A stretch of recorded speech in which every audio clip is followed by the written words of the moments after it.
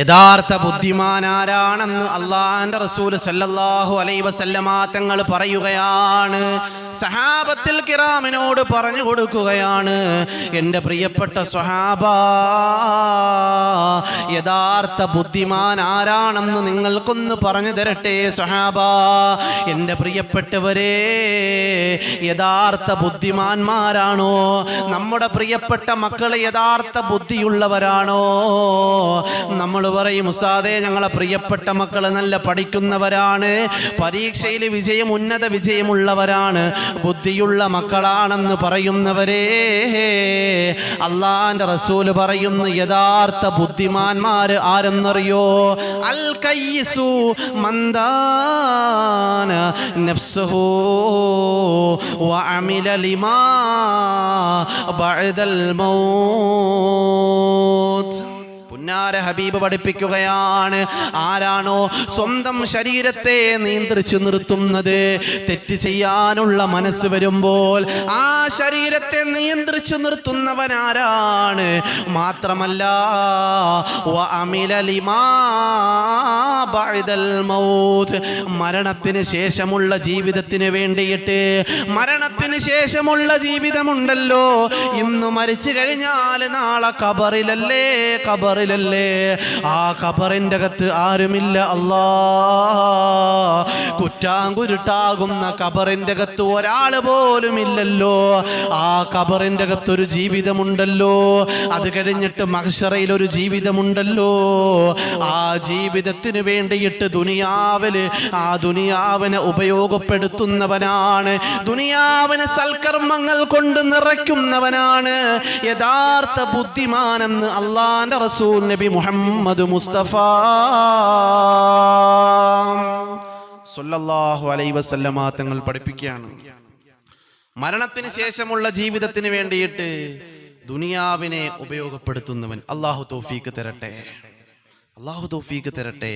മരണത്തിന് ശേഷമുള്ള ജീവിതമുണ്ടെന്ന് വിശ്വസിക്കുന്നവനും മരണത്തിന് ശേഷമുള്ള ജീവിതത്തിന് വേണ്ടിയിട്ട് സ്വാലിഹായ അമലുകൾ ചെയ്യുന്നവൻ, അവനാണ് യഥാർത്ഥ ബുദ്ധിമാൻ.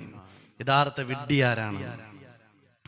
ബുദ്ധിമാൻ ആരാണെന്ന് പഠിപ്പിച്ച മുത്ത് റസൂൽ സല്ലല്ലാഹു അലൈഹി വസല്ലമ തങ്ങൾ തന്നെ പറയുന്നു, യഥാർത്ഥ വിഡ്ഢി ആരാ?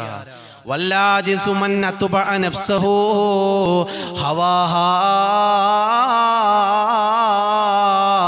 വതമന്നാ അലല്ലാഹിൽ അമാനി.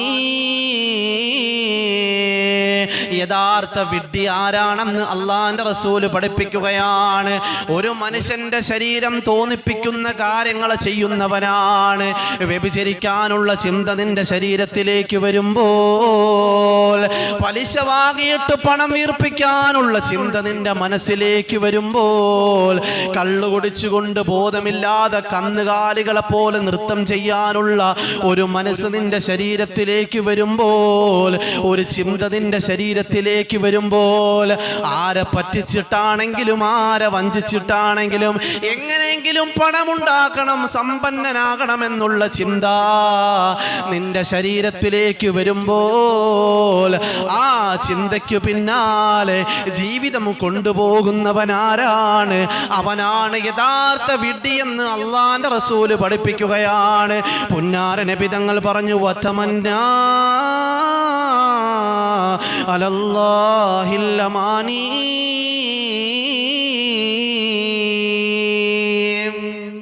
എന്നിട്ട് അവൻ പറയാണ്, എന്ത് തെറ്റ് ചെയ്താലും അള്ളാഹു പൊരുത്തപ്പെട്ടു തരും.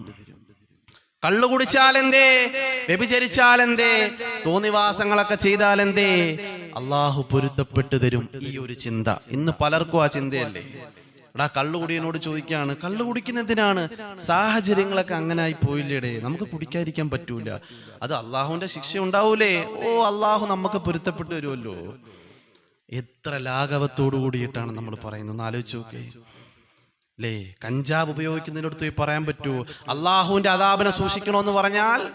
അവൻ നിസ്സാരവൽക്കരിച്ചുകൊണ്ട് പറയും, അള്ളാഹു നമുക്ക് പൊരുത്തപ്പെട്ടു തരും, അള്ളാഹു നമ്മൾ അടുത്ത ആളല്ലേ, അള്ളാഹു നമുക്ക് പൊരുത്തപ്പെട്ടു തന്നില്ലേ, പിന്നെ ആർക്കാ പൊരുത്തപ്പെട്ടു തരുന്നത്?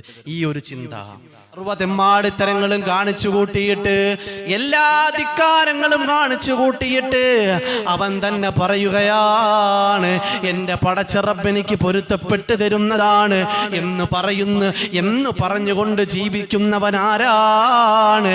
അവനാണ് വിഡ്ഢിയെന്ന് അള്ളാന്റെ റസൂൽ നബി മുഹമ്മദ് മുസ്തഫ സ്വല്ലല്ലാഹു അലൈഹി വസല്ലമ തങ്ങൾ പഠിപ്പിക്കുകയാണ്.